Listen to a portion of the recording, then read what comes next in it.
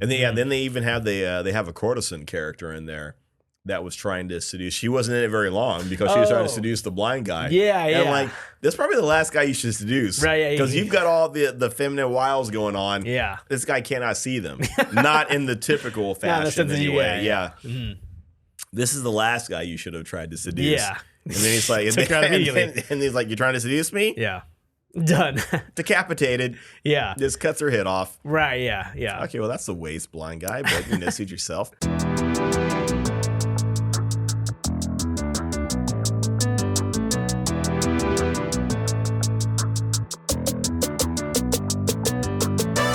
This is Geek Off The Street, your go-to channel for all things from obscure geekdom to modern-day pop culture and everything else in between. What's up, everybody? Hey, that was a quick reaction rap. I was gonna say, man, you were gonna be ready for this, but you were ready for it. That was great. I'm always ready. And so are you. Yeah, because I'm Trent. And I'm Mark. And this is Geek Off The Street. Greatest podcast of all time. Yes. Talk about geek culture. Yes. Pop culture. Yes. And whatever else we want. Deal with it. This week's no exception. So we're getting into the, well, ended fairly, like, a little bit ago. Yeah, but I think it's a popular anime. Yeah. Very interesting. And it's on Crunchyroll. I'm not sure where else it is. It's called Hell's Paradise. Yes. As of now, it's just the first season, 13 episodes. Yeah. And we want to talk about that a little bit. Right, yes. Yeah. But what are we drinking this week? Oh, you know what? This is something, well, first of all, let's say...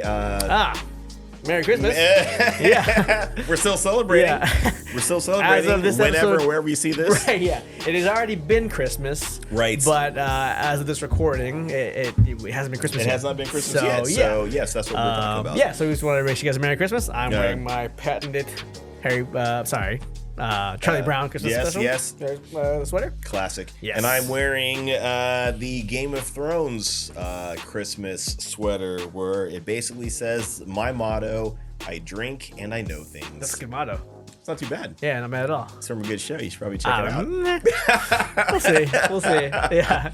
Yeah, I will say, I got my nephew on Charlie Brown by having him watch the Halloween one. Nice. The Great Pumpkin. I'm still here. And yeah, he actually enjoyed it. You know, there's a thing about the kids that don't really like Charlie Brown because it's boring, like modern day kids, and he enjoyed it. So. Well, then he's got hope. Yeah. All the other kids suck. Yeah.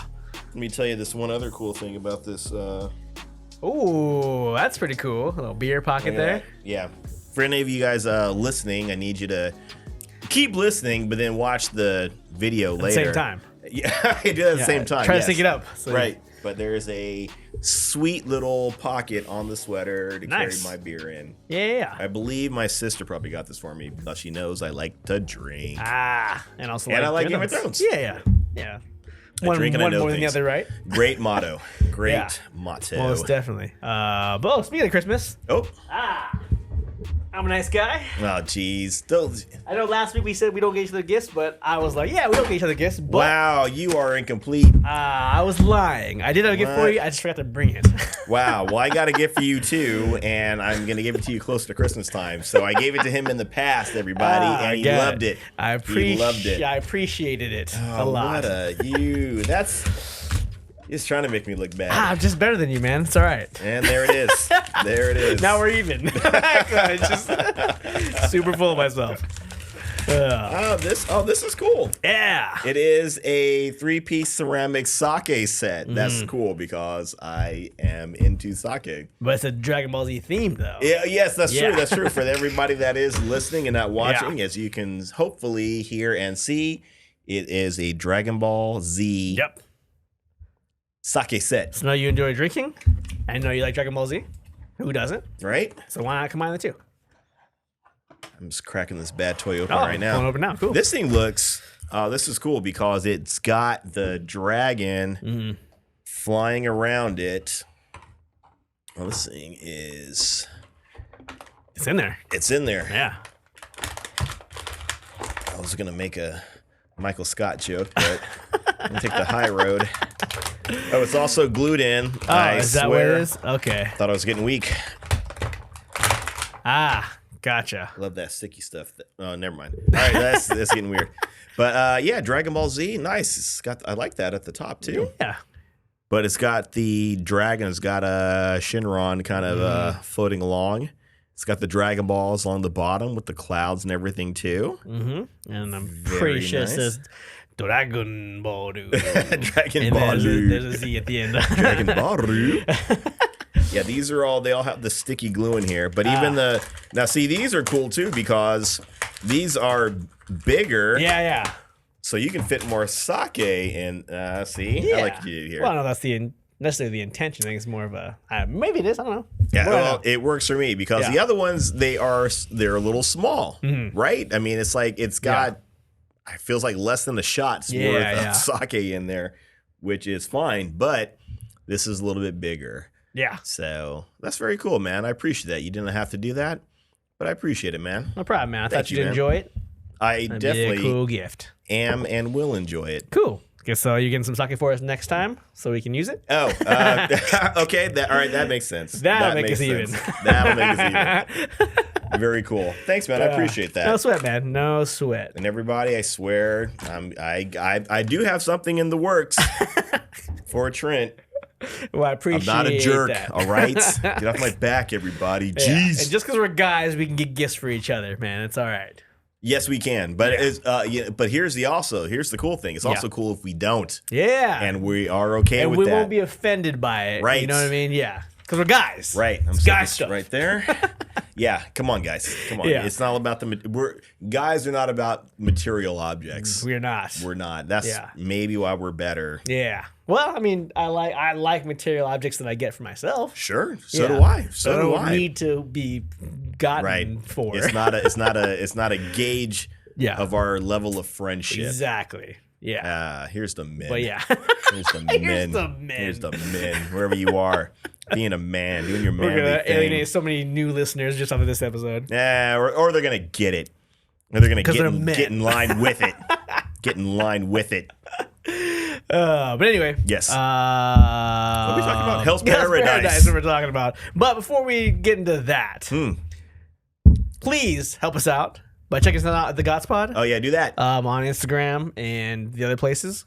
Hit us with a 5-star like on Spotify and a 5-star rating and a review on Apple. It's not iTunes anymore. Apple Podcasts. Oh, right. Yes. Let us know how we're doing. Yes. And we would appreciate that a lot because it really helps us out. Right on. And if you want to talk about what we're good. I'm sorry. What?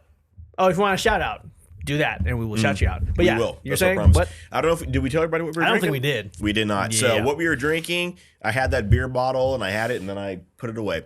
But it's a ale called Godric's Reserve. Yeah. And it was aged in bourbon barrels, bourbon soaked barrels. Yes. With some butterscotch. And vanilla. Yeah. Notes were added to it. So it's actually really good. Really good. Godric's Reserve is what it's called. Mm-hmm. Put it right there in front of our model. Yeah. Thank you. So check that off. You see that bottle? It's actually very really festive tasty. looking. Yeah. 13%. So high percentage then. Yeah. Yeah. That's very good. That's better than your average beer. Yeah. Gets you drunk. Much better. Makes you taste good. Or it tastes good. Yeah. It actually tastes very good. Very good. Yeah. I really it tastes enjoy very good. Yeah. Nothing artificial about it. So that's very cool. Yeah. Pretty sweet, but you can also taste that kind of bourbon barrel. Yeah. For sure. Exactly. Yeah, it's great. I like it a lot. It's got that ale base to it. So you're straight. You're solid. Good choice, Mark. Thank you, sir. Cool. All right, let's get into the show, huh? Let's get into Hell's Paradise. Hell's Paradise. So as we were saying, it's an anime. 13 episodes for the first season as of now. I think it ended a little bit ago. A while ago, yeah. Yeah, April or May, something like that. I think when I was looking at it. But it is popular. We wanted to cover it before we because the second season was announced. No date was announced, but it was announced that they were getting the next part of that. I mean, they'd have to. That's cool. The way it ends. And then, we just want to kind of get into that a little bit. Right. And I will say I saw a clip or a trailer or something for it, and it really caught my attention because I think I'd seen a little bit here and there. Mm-hmm. But there was this interesting clip of this guy, his hand being stung, or this butterfly lands on his hand, and then he looks at his hand and he's like, I don't say he panics, but he's like, oh my God. And he cuts his hand off. Yeah. And I'm like, what just happened? And then his hand, if everybody has seen Hell's Paradise, you know what I'm talking about. If you haven't, he cuts his hand off And he does it just in time because his hand, like, basically kind of things start to kind of explode out of it. Oh yeah, bubble up out of it, and it's like sprouting flowers. Yeah, start sprouting plants, flowers, like these weird little things, like, and that would have gone through his entire body. So he got rid of it just in time. And I saw that, and I'm like, what is this? Like that really caught me by surprise. So it looked very interesting. So I think that's part of the reason why we wanted to make sure we put it on the docket. Gotcha. Yeah, I remember when we were on that first, I think when we were really, really making this shift into covering anime. Yeah, I think that was one that you suggested. And I was like, I'd never heard of it, but sure. Yeah. I'm not gonna say no to any anime covering because it's because that's the world I want to get into. Amen.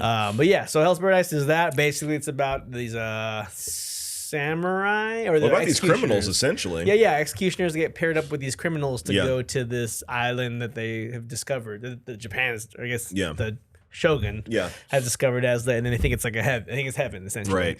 And there's supposed to be some sort of elixir of life on this island. Immortal. So they've sent people to the island, and nobody's ever come back. So they get the great idea, let's send a bunch of criminals that nobody cares about if they live or die, and we'll have them bring it back. And if you bring it back, you get a full pardon, you get to live your life, and that's the deal.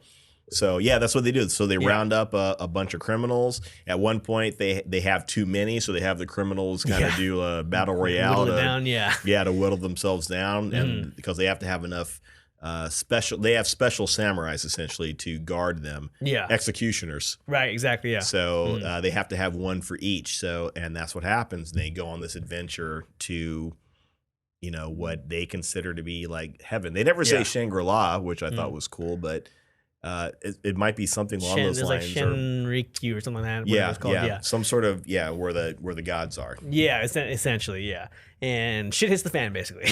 But there is one samurai that does come back, but he comes back with all those plants growing out of him. Right. So that's the only thing that they know. He's the only one that survived.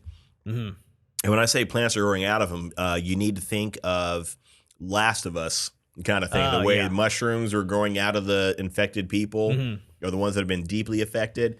Think that same thing, just much prettier. There are flowers just growing out of your eyes, out of your forehead, out of your neck. And the creepy thing is, everybody that this is being done to has a big smile on their face. Like they're loving it. They're happy it's happened to them.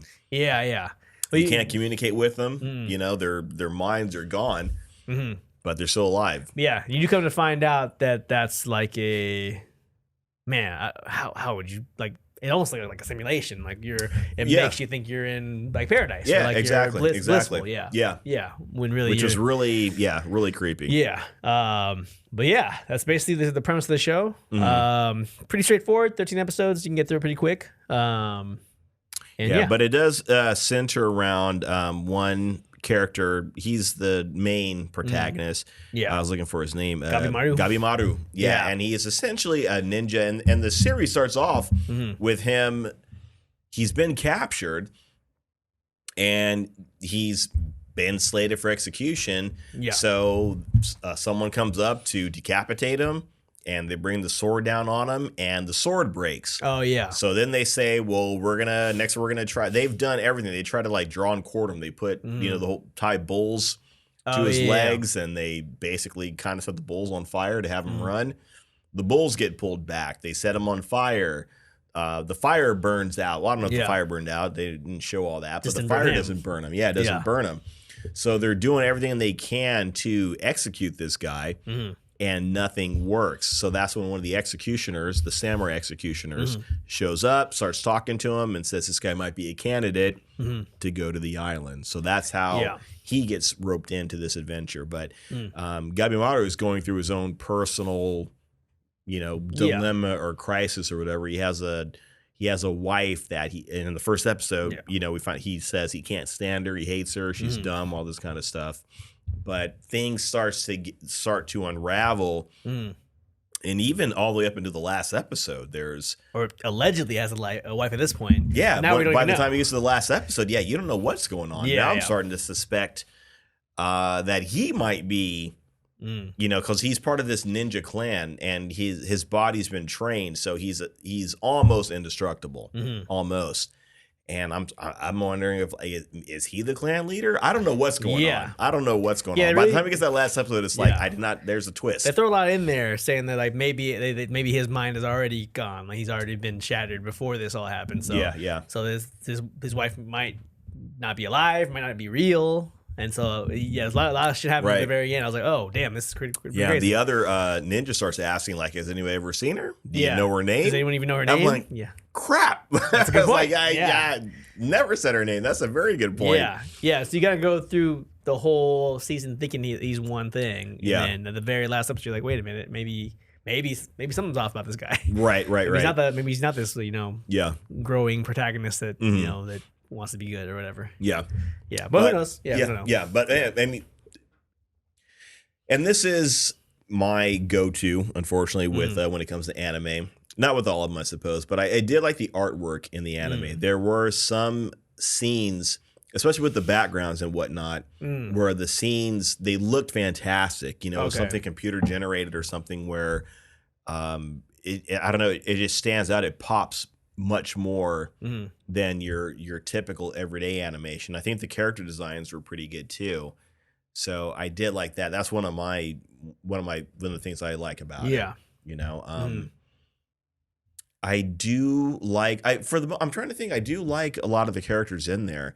I think at one point the Kunoichi, the female ninja that was in there, she was just, always trying to play everybody. And that kind of, it seemed very tropey at first. But I think in the later episodes, she starts to stand out a little bit better. She becomes a little bit more, human, a little bit more relatable. I do like one of the things that when they get to this world, there is this power that's floating around. I'm like bouncing all over the place with the positives, right? I'm like, I'm here. Yeah. There's no place for you to jump in. There's no segue. Like, okay, this is what he's talking about. No, now I'm over here talking about this. The way that the powers, so to speak, work in this world, once the heroes start to discover it, at first I did not like it because I'm thinking like, okay, so these guys are going to learn how to use this power, and then they're going to defeat the bad guys. Now, to me, that means they just learned about this power, and they've known about it or started using it for like an hour or two, maybe a day or two, and they're fighting people that have been using it for 1,000 years. 1,000 years, yeah. I'm like, they can't win, and I hate when I see that kind of thing where someone discovers something and they're going against someone that's had it for that just has a lot more experience with it. So once I started seeing that, I'm like, is this what they're going to end up doing?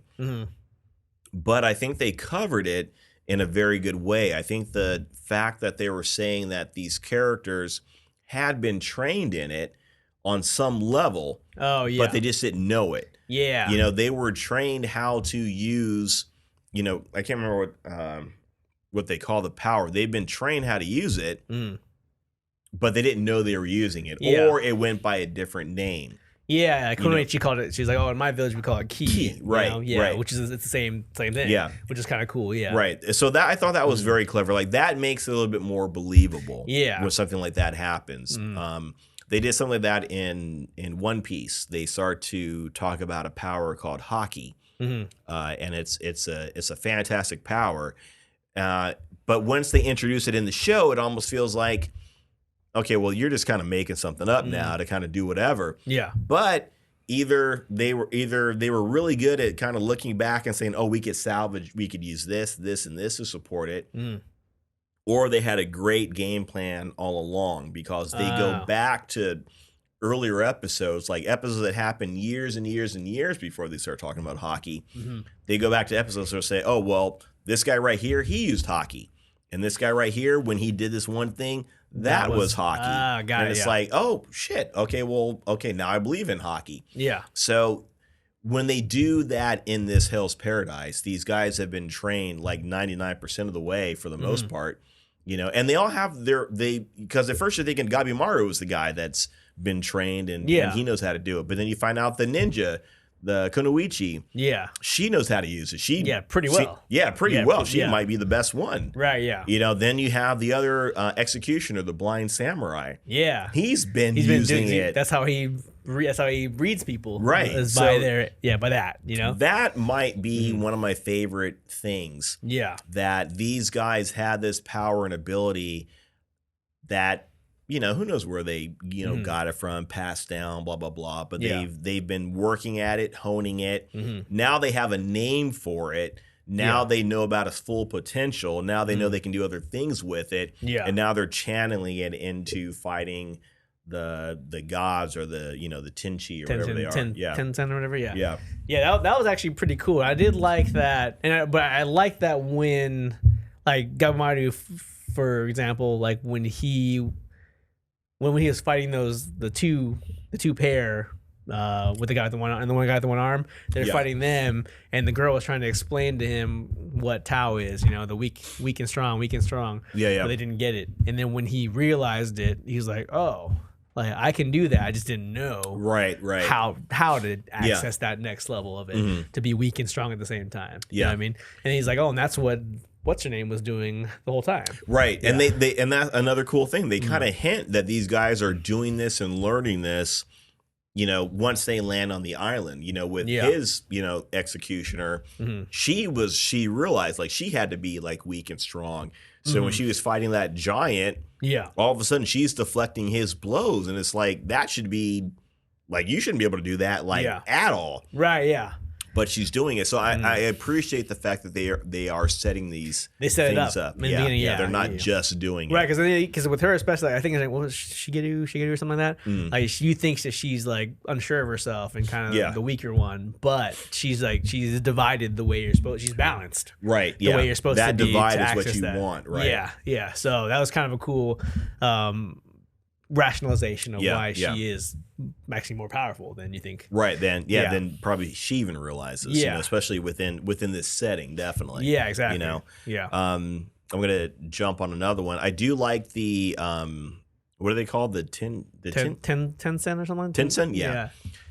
Those characters are interesting because they really embody that balance, because what they do is they switch from male to female, and this isn't in any sort of pandering way, which is cool to see. It makes sense, and they explain how it works in their world. Yeah, and they kind of shift between it. And they talk about how they use essentially, sex to increase their power, and they kind of balance through these. They roll through male, female, and then even having sex with each other, male, female. They'll switch between that or whatever, and it's all in a sense to enhance their own powers and abilities. Right. Yeah. And at first, it feels like it might just be. You're just kind of, playing the crowd. It's fan service. A reason to have sex in there, yeah. Right, yeah. It feels very fan service. And maybe that whole logic is kind of pushing it. But they do kind of set it up throughout. Like, when in the show you find these statues, you see these statues that it looks like it's, like some sort of like Kama Sutra kind of thing going on. And you're like, okay, that seems a little odd, but...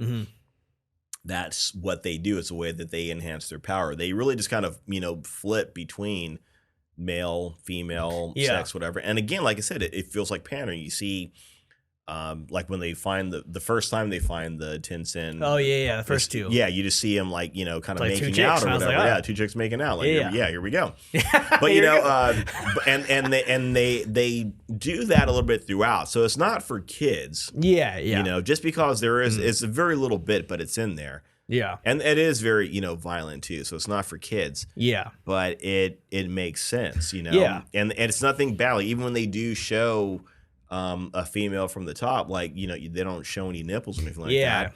And technically, I think it kind of makes sense. Like, there's no reason for them to have nipples. Yeah. Right? Yeah. Because, nipples have a function. We're getting into biology right now, kids. So get your pen and pad. There's going to be a test later. Yeah, but I do like what was cool about that explanation was that like in the bug guys, the centipede and the butterfly, they explain that like, well, as regular people, there needs to be a male and female to get that yin and yang, so you can access the most power. Right. For the Tenzin, that's why they're so powerful. Is because they can switch back and forth, and they can access both at the same time. That's why they're so strong. Right. And I was like, oh, that's a great explanation. I was like, that's awesome. Like, I love that explanation. Yeah. Because I was trying to figure out what was the reason for them to be able to switch and that kind of stuff. And when they finally explained it, I was like, oh, cool. Right. All right. Yeah. So every body is one half of the equation, and these guys are the total of the equation. Right. Yeah. And then it got really messed up when they were like, we need May so we can complete,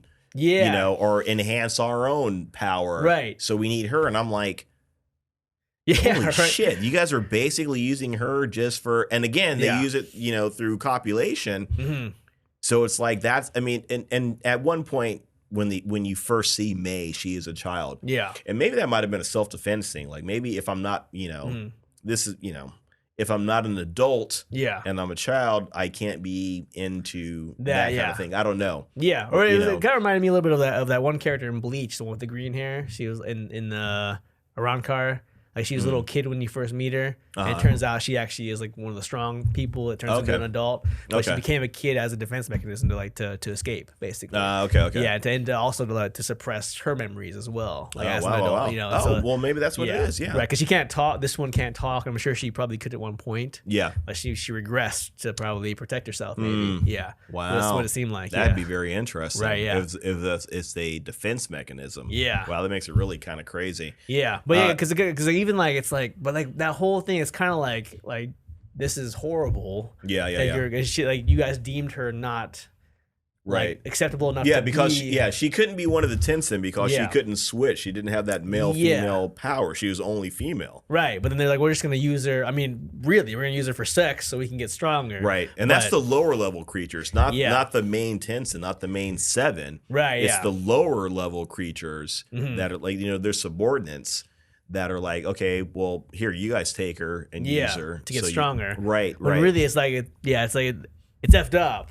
Right. But I mean, the reasoning all is different. Yeah. But still, it's not a great situation. Yeah, not a great situation. Yeah. The reasoning, it jives in this world. Yeah. So I see from their perspective, but it is completely messed up. Yeah. And it's interesting that you mentioned Bleach because a lot of this, it made me think of Bleach. Especially when he puts when he puts May on his shoulder, he's like this. He's this very powerful one-armed samurai. Literally you know what I mean? He's literally Kenpachi. He's literally like Kenpachi, right? Oh yeah. Kenpachi does his thing one-handed, I think, typically, right? Yeah, he doesn't put two hands on the sword because he doesn't have the power or too much power, whatever. Right. Yeah. One-handed, giant, powerful sword fighter, and then he's got like a little girl on his shoulder. A little pink-haired girl on his shoulder. I'm like, come on, guys. Come on. You guys are trying here? Show some respect. Yeah. I thought there were some other moments, too, that actually made me think of Bleach quite a bit. I can't remember what they are right off the top of my head right now, but there are some moments where, and again, we've said this before, I feel like anime they're really good about sampling from other animes that are popular. Yeah. Like, this is what people like, let's do it. Let's do this. Yeah, I felt like those giants at first were a little Attack on Titan-ish. They are very Attack on Titan-ish. They had a weird grin. Some of them have weird grins. And they're all abnormal Titans. Yeah, exactly. Yeah, Right. Yeah, that very much so. At first, I was like, it's a little AOT-ish, Yeah. Mm-hmm. Yeah. So I did notice a couple of things like that too. So, but yes, the characters were cool. I was a little bummed when the artist guy died at the end. He was the most innocent to me. Yeah. Yeah, but it seemed like he's one of the most noble ones. Right. Yeah. And then you really got a glimpse of that whole paradise thing or whatever. Yeah, for that virtual reality. Kind of thing from his point of view. Sucked into. Yeah. But that also left a vulnerable moment for Kunoichi as well. Like you see that she is. A person. She's not just this temptress that wants to get ahead. Right. Yeah. And that's what she's trying to do. Yeah. And then they even have they have a courtesan character in there that was trying to seduce. She wasn't in it very long because she was trying to seduce the blind guy. Yeah. And I'm like, that's probably the last guy you should seduce. Right. Yeah. Because you've got all the feminine wiles going on. Yeah. This guy cannot see them. Not in the typical fashion anyway. Yeah. Mm-hmm. This is the last guy you should have tried to seduce. Yeah. And then he's like, and he's like, you're trying to seduce me? Yeah. Done. Decapitated. Yeah. Just cuts her head off. Right. Yeah. Okay, well, that's the waste, blind guy, but suit yourself. I did like the blind guy's apprentice. Oh, yeah. He was another character that was completely likable, completely nothing wrong with him, essentially. Yeah. Which, again, it turns into like, okay, well, you're just kind of playing on the heartstrings at this point because he doesn't make it. Yeah. So it seems like it felt he was a cool character, but I should have right. Yeah, I should have known like right from the jump, like, okay, well, you're just gonna kill this guy, and that reminded me of Demon Slayer, and I say this because there's a lot of Demon Slayer fans out there, so it reminded me of Mugen Train with the I can't think of the character's name, but he was one of the Demon Slayers. That sounds stupid, but he was very powerful. He's only in this one movie essentially, and he doesn't make it. Spoilers, man. Yeah, whatever. But I mean, very powerful and very likable. Yeah, all this kind of stuff, and a lot of people I think liked him and gravitated to him because he was this likable. There's nothing wrong with him kind of character. Yeah, and that's what this apprentice was too in this series. And I again another trope, another anime trope is you have this very likable character, so that way when he goes, you're like, see, we're giving you the feels right now. And they even had like a bit, like even at the end of the episode, like when they're rolling the credits, they're showing more of him. Like, you guys are really trying to bringing this home. Make you feel bad for this. Yeah. There are a couple of like deaths that like happened like surprisingly. Like one guy with the patch. Like, right. He seemed like he was a badass. Yeah, badass, like one of the leaders. Right. And he got like smashed. Immediately. Right. Yeah, immediately killed. But I like that too, though. I like because, you're dealing with, he had the most dangerous one, probably. Yeah. That big child. A giant child that was like solid, like sword-proof everything. So that made sense. And then there was and these are characters that have been throughout the series have been kind of established as these powerful and or knowledgeable characters, and they end up getting taken out. Yeah, I do seem like one of the leaders of this. Right. I would have assumed he was the number one, the guy with the eye patch. Yeah. we saw zero action from him. Yeah. He did not make it. He did not make it. Pretty wild. Yeah. Yeah. So that was, any more positives you had about it, or? Again, I think my biggest positive is that the fact that they set up that when the heroes start to use this power, and they barely start to use it towards the end of the show. Yeah. That they know how to use it, they've been trained how to do it, but they just didn't know it to its completion. That way when they do start to use it later, which I'm sure is going to happen in the next season, really. It will make a lot more sense. So I will be more on board with, okay, the reason why they can do it is because they know how to do it. Yeah. So, I'm good with that. Yeah. I thought there was one more thing that I liked towards the end was when they meet the last Tenzin that they end up killing at the end of the show. Yeah. And he reveals, especially that tree guy, he's like, yeah, we're not gods. You guys are experiments. Like it's not what you think it is. Right. And I was like, oh shit. So what is this world? Like I'm still because even when the artist guy, he started saying, it's like, I'm starting to realize that these are just a bunch of different religions crudely slammed together. So this isn't natural. So something's not natural. And even the monsters look like that too. They look like things that have just been like kind of smashed together and be like, okay, there you go. From different religions or different creatures, creatures. Yeah. And I thought that I was like, now I'm getting a little bit interested because I was a little bored for most of it. Sure, yeah. But there are these little things in here that I was like, oh, okay, so not what it seems, then what is this place? Yeah. What are these people? And so it was kind of got me interested now at the end of the season, basically. Right. So and I agree. Like the way it starts, it's got some cool adventure. It's got some somewhat interesting characters and an interesting situation. But for the most part, it was you have this OP character, which is Gabimaru, who you couldn't kill. Right. And then all of a sudden he's going to go on this great adventure, blah, blah, blah. He's got this chick with him. So I get it not being essentially, it's not anything really different. Yeah, very generic. It's very generic, right?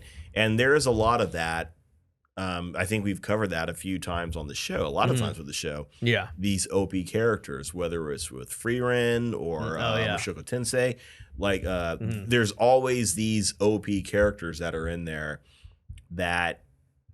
Sometimes from the jump, right from the beginning. Right from the jump, right from the jump. Yeah, there used to be a point in time where, like, you look at Naruto, like he wasn't an OP character from the beginning. Yeah, just he had to earn it. He always had this secret weapon. He had this weapon of mass destruction hiding in him, but he had to earn the power and ability. So now with a lot of anime we're watching, they're doing that right from the beginning. Yeah.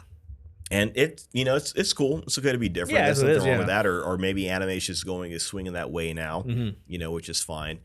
So that was cool. I do like that. Yeah, I don't know what part. That part. I think one last positive again I'm gonna say is with this last episode, they really turn this into a mystery now of what's going on with Gabimaru. Like, I don't know what's going on with him anymore. Like, does he have a wife? Like, when they started doing that reveal, I'm like, now what the fuck's happening? Wait a minute, right. So maybe he doesn't have a wife. Maybe he does. Yeah. Maybe it's all made up. I'm sorry. I honestly have no idea what to think at this point. Yeah. Which makes it that much more interesting. Yeah, more questions really at this point. Because at first you think, okay, he lost his memories. Right. Everything which up was to this point. Part of him, delving into this power. Yeah. There's a few different side effects that could happen, and that's the one he's suffering from. Yeah, exactly. So you think like, oh, okay, well that's unfortunate. Yeah. But he'll get him back. But then there's an extra layer where they say like maybe he's been hallucinating the whole time, and I was like, oh shit.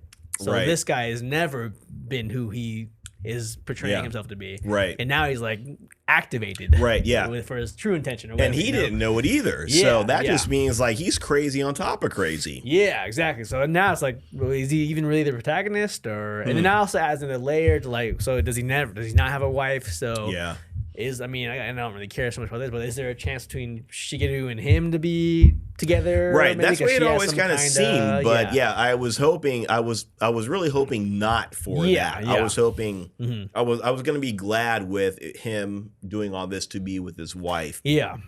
But again, it seemed like they've been setting this up. Some kind of connection. All the way through, right. Yeah. And they kind of set that, they bring that premise up with other characters, like with the apprentice and the girl. Oh yeah. They start to say like, oh, maybe you guys can be together. Yeah. They say that with the scientist samurai or the artist samurai and the kunoichi. They talk about, oh, do you have feelings for her? Kind of thing. They kind of hint at all these guys kind of connecting. So it seems like maybe that could be the case with them too, but you just assume it's not. Yeah, because he has a wife. Yeah, but then there's also you need that connection to reach the next level of the Tao powers, right? So right. Yeah. Maybe that's a factor too. But and it's interesting too. Yeah, they're all kind of reaching it in their own different way. Yeah. You know what I mean? Or maybe some of them already have it, but now they're expanding it in their own different ways. So there's a couple of different avenues to get to this peak, this pinnacle. Yeah. So that I like that too. I think there's always more than one way of doing something. Right. Yeah. So that's cool. I think it's kind of cool they added some more layers right there at the end. Yeah. So actually, obviously a technique to keep you interested to want it for the next one. But yeah. Any other positives before we get into negatives? I don't think so. I don't think so. Okay, I'm gonna go right into negatives. Yeah. I don't have too many, but just again, I was already kind of hinting at it, but it was a little generic in the beginning. Yeah. This show kind of felt like, so like when I started getting out of anime, I started feeling like all the shows were kind of feeling the same. Like all the new shows popping up, they were like the next big show. Yeah. Just didn't interest me really. They are the same. At the time. Yeah. And we talked about this before on previous episodes where maybe it's just the genre. Yeah. Maybe it's just that shonen genre or whatever genre that you're into. That's maybe what it is. But that being said, that is still very true. I think a lot of them look at what's hot and what's popular at the time and they say, let's do that too. Yeah, right, yeah. And I think it's kind of like, it just seems like there's like, I don't want to compare it to anything else, but they're just throwing a lot out. And maybe it's because anime is so popular, everything is quote unquote good. Like everyone is loving everything that's coming out because it's so popular. And anime is the big thing now. Yeah. And so everything, it's kind of like, I don't know, like when Marvel was first coming out, they can do nothing wrong, right? They can do no wrong. So it kind of felt like if everything is great coming out with anime, then, you know, is there anything that's not? Like, why is nothing considered bad, you know? So like for the first half of this show, I was just like, I don't see the appeal of this show at all. I think it's a little bit boring. Yeah, and it kind of started feeling like the shows that made me stop watching anime 10 years ago. You know what I mean? So I was like, what's the pizzazz about this? And there are some good layers. It does end pretty cool. There's some more questions I have about the world and what's going on in the show. Right. But still, I don't feel like it's much different than a lot of the general anime out there. Right. And so for it to be like in these top 10 or top 20 list of anime that's real popular right now, I don't know. Maybe I haven't seen enough anime recently to decide if it is, but this is like that. I think I was talking about it last when we did Freerin last week. I think I was talking about like this isn't the show for you to be like, you want to get into anime, watch this. That wouldn't be my first choice. I wouldn't recommend it to somebody for the first choice of anime. It just felt kind of generic to me. Like, I mean, it had some interesting characters and a couple of new concepts, obviously, but I mean, anime feels like anime, you know, either way. So it kind of felt like I was, it's okay, like dull generic. Yeah. But yeah, and no, I definitely hear you there, because I was thinking the same thing. Like it's got some cool, you know, action. You know, the artwork was great. Like when Gabimaru was using his fire techniques or whatever. Was cool. That was really cool. It looks the way it's animated, it looks fantastic. But no, I agree. It is kind of the same thing. But like I said, there are some moments where it starts to pick up too. Yeah. I think one of the things that might be maybe why people might like it, and this is, I don't want to say people like it because there is a sexual element in it. I don't want to go so far as to say that's the reason why people like it, but there is they do it in a smarter way. Yeah, I think, as opposed to just being fan service, they've incorporated it into the show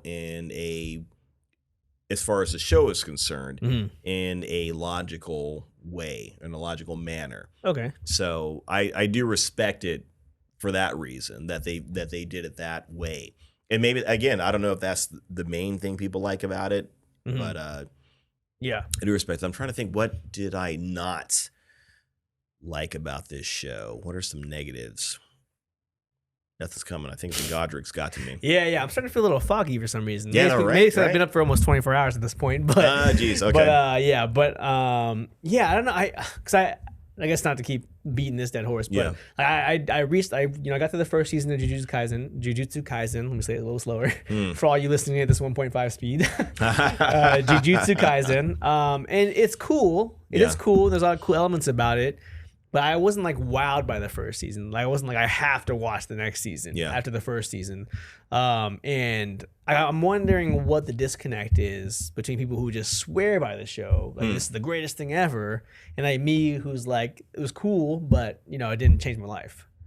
Right. Yeah, I'm feeling like if there's an approach that I have to anime that's a little different than most people. Maybe I'm an older anime fan.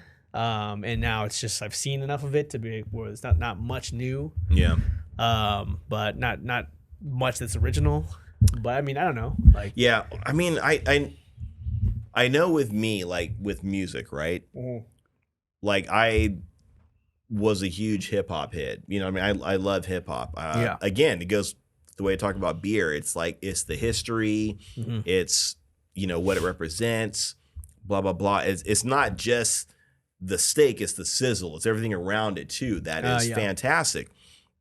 And when it comes to anime, I think, well, the point I was going to make with hip hop, that I'm not necessarily into a lot of, you know, the hip hop that's being made today, that's coming out recently. Yeah. Not a lot of it. Some's cool and some is just whatever. And I think maybe if you listen or if you watch enough of something and if you watch it enough, you watch it a lot, you will start to recognize, I've seen that before. I've seen that before. I've seen that before. Yeah. And then you start to see that when they do it, you start to see it all the time. So it does get very boring. Yeah. It does. You do look at it and you feel like as creative as, all the stuff around it may be, all the sizzle may be, all the stuff that, is going to entice you and looks great. The sizzle, or not the sizzle, the steak, the main thing, the heart of the subject is not anything new, anything original, anything creative, or anything that adds to, the genre, unfortunately. So that makes sense. Yeah. Wow, that's a good analogy, actually. Yeah, Thanks, I get man. it. Yeah. I mean, it's unfortunate. Yeah. And we've talked about this on the show before. It's amazing how creative and how amazing anime is. But I think sometimes, like I said, they try to hit you. That stopped perfectly. We were waiting for our spinning lum to stop, and she stopped perfectly. Yeah, well, that right there. Couldn't work out any better. Because I was ready to give it a little twist. Yeah. Very subtle. And now I've brought attention to it. So. That's a classic anime, everybody. Go look that up. You don't know, yeah. But yeah, I see what. Yeah, that makes sense. Because I mean, I still like. And I haven't seen. I saw a couple of episodes of the first season of Demon Slayer. Demon Slayer, yeah. And that first season was like hailed as like, this is going to be the biggest thing ever. And that Mugen Train was the highest grossing film in Japan. Yeah. And I was kind of like, why? Right. Like this? Why this? You know what I mean? Yeah, Mugen Train, over anything from Studio Ghibli. Yeah, over Studio Ghibli, over Your Name, over these like movies that like change people's lives. Yeah. Like Mugen Train is the highest grossing film based off which was a sequel to the first season, right? Basically, yeah. Yeah. So that, like, I mean, again, I haven't seen the whole first season, so I can't really comment. But I've seen, you haven't seen Mugen Train? You have not seen it? No, I haven't seen Mugen Train, but I've seen like three or four episodes of the first season, and I was like, okay, this is all right. It's cool. But I am noticing now that she had to get like 6 or 7 episodes into anime before. That is probably the most true statement about animes. You have to give it a good 5-6 episodes. Seriously, you do. Yeah, and then from there you have to say, do I want to keep going or not? Yeah. That's real. That's what I've noticed for every anime we've covered or talked about or watched recently. I've noticed like it's 7 episodes is the sweet spot. Or that's where you really know if it's going to be good or not. Yeah. You know what I mean? Yeah. So, which is kind of weird, but hey. But I mean, it's weird. It is weird because I know mangas typically start off pretty slow. I mean, I know from what I've read and whatever, they do have a slow start to it, even if there is some sort of exciting thing that happens. In order to build the story, it typically starts off kind of slow and before it really gets going. You gotta build the world a little bit. Yeah, that's true. That's a good point. Yeah, shoot, I don't know. So I don't know. Really, I guess negatives in general. Yeah, I mean that was basically it. I still don't see quite the reason why it's so popular. Yeah. But, I guess needs to be seen. I think for me, like I said, it definitely started to turn around, I think, towards those last, like, maybe 4 episodes. I think where it really picked up. There was more of an interesting story. There was more of a mystery to be unraveled. Yeah. And then they have, like, 3 or 4 different groups, and now they're all starting to converge, come together. But they have these different groups that are going through their own different thing, and they're learning their own things about these guys.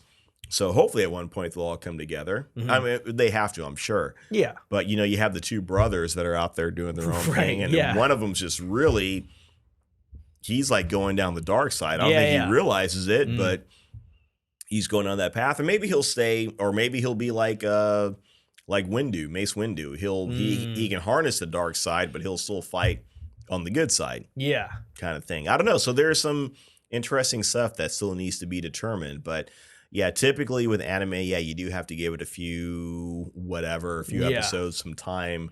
And then you got to make that decision whether you want to keep going or get off that Mugen train. Haha. But one of the other, I guess I'm going to go ahead and say it's a negative, that I feel like the world building in this show, maybe, I don't know if it's going too fast. Now, I'm going to make the argument against my own point that these guys have been thrown into a chaotic situation. Yeah. And they got to figure this stuff out on the fly. A lot of it. So that's the justification for it seeming to be moving so fast.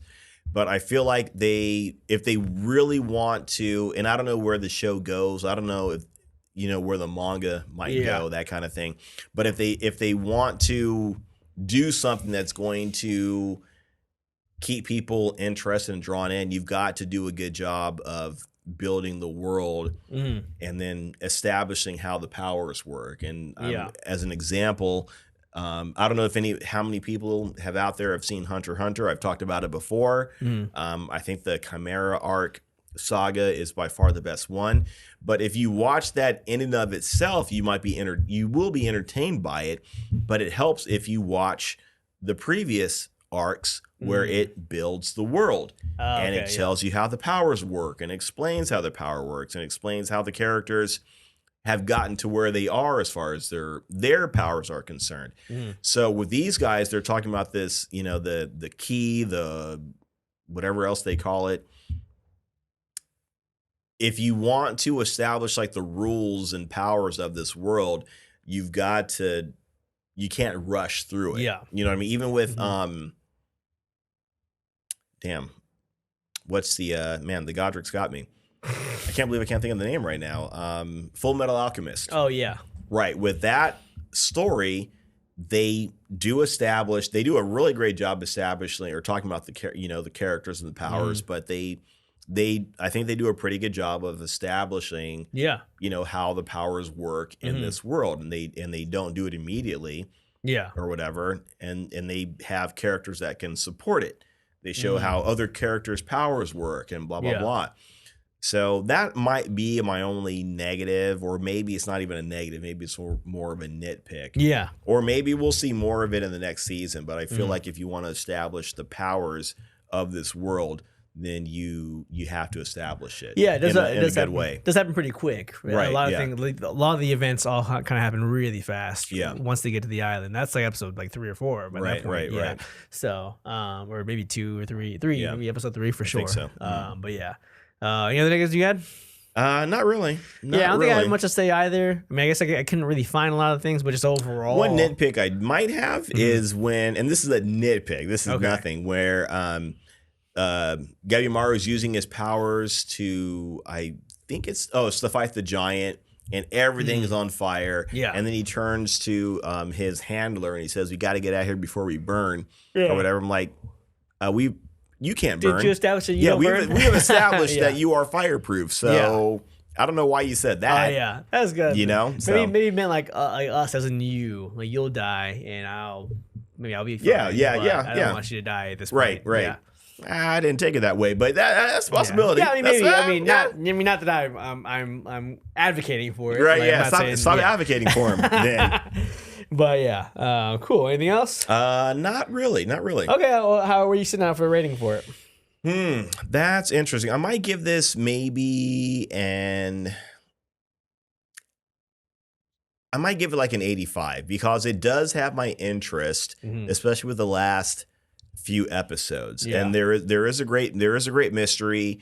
There is a lot of what I think under from outsider circumstances, people that are outside of anime might consider it fan service. But I think anybody that is, probably over 12 and has been into anime for a while will not interpret the limited nudity and the limited sex scenes as fan service. I think they do a pretty good job of putting it in there. And it's done well. So yeah, I'm probably I mean, for me, I'm probably sitting at maybe a 71 or 72. Yeah. Because I wasn't super excited about it. Nothing really got me like my blood pumping. Right. But I did like the mystery though towards the end, and now I am interested to see what the whole deal is. If it ends up being like not that cool of a reason why everything's going on, then I'll be pretty not mad, but we'll be satisfied. Right. But there's a good setup for what's to come next. I'm interested in seeing. But overall, it's still kind of generic of an anime to me. Not going to change my life. And drop what you're doing, stream it. I'd probably say stream it, to the low end of stream it. Not the first thing you need to stream on Crunchyroll, but Yeah. See, that's interesting because I would say maybe not stream it, but put it in the queue, put it in the list or whatever. Yeah, put in that queue. Put in the queue, yeah. So you should. It's worth watching at some point. There's probably a few other anime that might be more interesting and more engaging to watch. Yeah. But yeah, that's interesting. So I would probably put it at the high end of, put it in your queue. But yeah, it should be one of our levels. It should be like, drop what you're doing, stream it, put it in your queue, skip it. Yeah. I think that's how we were doing it. I think we had 5 at some point, right? Didn't we? I thought so. We go back to that. Then the other one was just like, just avoid it altogether, kind of thing, or something like that. Yeah. Something like that, yeah. Something. We don't even know our own. We don't even know our own scoring right, system, yeah, but that's all right. Get off our backs. It's Christmas. Yeah. Or after, whatever. Cool. Well, anyway, I guess let's talk about Hell's Paradise then, huh? Yes, that's it. That's yeah, well, there will be another season coming out at some point, and we'll cover it then as well. Definitely. But we wanted to cover this one before we got too far away from it. Yeah. But it is still one of the popular ones as of now, so that we get into it. Before we end today, what are we into this week? Well, I have been watching the old school. This goes back to probably the late 80s, early 90s. It's probably the early 90s of Fist of the North Star, the original animated series. Oh, old school. Hokuto no Ken. That, man, we loved the bat shit when I was a kid. Yeah. Like high school or whatever. We were doing that shit all the time. The 100 crack Fist of the North Star. Yeah. Nil finger grasp of the North Star. If you don't know what I'm talking about, then whatever. Don't worry about it. But Fist of the North Star, you probably know it. You might have seen some reiterations of it. I think they've made quote unquote spinoffs. Fist of the North Star that you can watch on Crunchyroll. I think they have the computer animated graphics in it. Oh, okay. Yeah. They made a movie of it and all that kind of stuff back in the 90s. But yeah, it's extremely violent. It takes place like in this post-apocalyptic Mad Max style world where just everybody's out for themselves for the most part. And it's fantastic. And I think I talked about it on the show once before where I had the comic books as a kid, and we were talking about me and my friends were like, oh man, look at it. And kids in Japan read this, and their parents don't get mad at them. They allow it. They're so civilized and they're so much better in Japan. And then I had a friend from Japan. She's like, my parents wouldn't let me read this. I was like, what? You ruined everything. She's like, no, destroyed my image of you. Right, it was too violent. My parents wouldn't let me read this, and I'm like. Parents, I'm pretty sure you read it up in episode 0. Episode 0 go podcast. Back to episode 0. Yeah, but that's hilarious. That's a hilarious story. Yeah, that was that was like Ralphie and you'll shoot your eye out, kid, when Santa Claus says it's like, what? That can't be true. Ho, ho, ho. Oh, man, I'm about due for a watch for that because it's, almost Christmas time. Yeah. Or after. By the time you hear this, By the time you hear this. Yeah, most definitely. I'm reading the. I guess I never finished it, but I started reading the first book in the Star Wars Expanded Universe, the one that was literally the sequel to Return of the Jedi back in the 90s. Yeah, 90s, 80s. Yeah. The novelization. The novelization. Yeah. So like the first book was called Vector Prime, and it was like the actual sequel. At the time of Return of the Jedi, and it's like I don't know, like 20 years after or something like that. So Luke has already started the New Jedi Order. There's a bunch of the Jedi. He has kids, but Han Solo also has kids with Leia, twins. And so it's a completely different world from where we end up getting with Disney. But and I was reading that, and literally I picked up the book. And I was like, dude, I have like I don't know, 100 pages left for this book. I never finished it. So I started reading it. Literally the chapter that I had to pick up from, Chewbacca dies. Oh, crap. Chewie dies in like this destruction of the planet. And I was like, that fucking sucks. Wow. Now I'm really sad. I remember hearing something about that. And I think Han Solo goes into like this deep depression kind of thing. Yeah. So far he already has. Yeah. And it's a chapter after. But his son, he has a son, and he also has like twins, and also a brother and sister. And the son was the one driving the Millennium Falcon, trying to get away from this planet that was getting destroyed. And and they just couldn't get to Chewbacca. And it was kind of sad. I was like, Chewie, man, he's one of my favorites. Wow. But they pulled the trigger though. I think R.A. Salvatore wrote the book, and obviously a great writer. But yeah, it made me wonder what we could have gotten with the Star Wars sequel movies. Right. There was a lot of great things in the expanded universe that would have made it way better than what we got. It's interesting too, because it seems like they didn't want to do any of the stuff that's already been out there, that's already been established. They wanted to do their own thing. I can't believe money is a factor, because if it is, just pay these people that wrote it and just give them money, and you're paying somebody money anyways, so just do it. But for whatever reason, they did not. Yeah. And I'm thinking, like, when I look at Lord of the Rings, like, Lord of the Rings is a book series that everybody knows. Yeah. It's been established for, 50 plus years or something stupid. Yeah. And all they did for the most part was they brought the book to life. They didn't try to rewrite it. They didn't do anything. You took something that everybody likes and loves, and you brought it to life. Yeah. That's all you have to do with Star Wars. Just take that good shit and bring it to life. Everybody would have been on board with it, because they would have wanted to see what was in the book, what they read, what they liked, blah, blah, blah. Or maybe they think they've got a head start on what's going on, so people get excited about it. Oh, I know what's going to happen. People love that kind of shit. Yeah. Harry Potter. Like, you just do the books. You don't rewrite Harry Potter. Yeah. Fucking common sense. Yeah, and something, and this is what should have happened to Han Solo, Luke Skywalker, Leia. This is what should have happened to them in these books. But we got what they gave us in the movies, which is horrible. Like, they bastardized these heroes. These established popular characters. Right.